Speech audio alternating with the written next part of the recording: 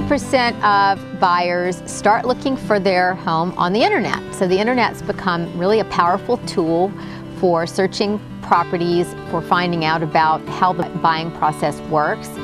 And it's important to get a really good, knowledgeable real estate agent. I preview everything on the market that could possibly fit my buyer's needs before showing properties. So I've seen everything, and I show the very best properties to that buyer so they don't have to waste their time driving around seeing houses that are not going to fit their needs.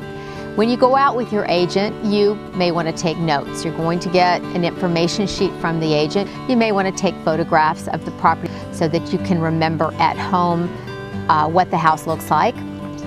You want to be aware of anything that looks like major damage. And the thing that comes to mind are deep cracks.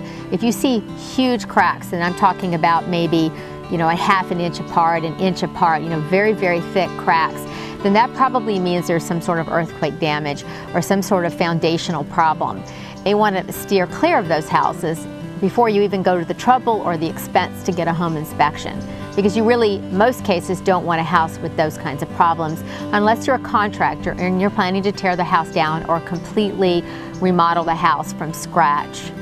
You've always heard the phrase location, location, location, and it actually is true.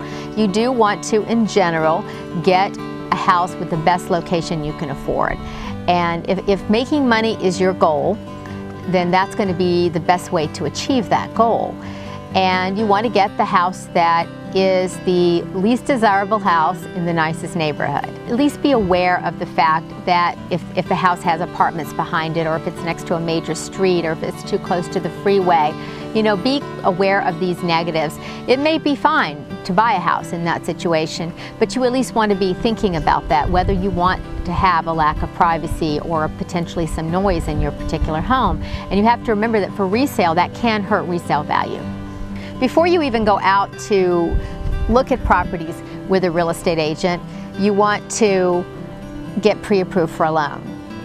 And you're going to talk to a lender, and they're going to find out about your credit and find out exactly what you can afford. And then you're also going to make a decision in your own mind what you feel comfortable paying.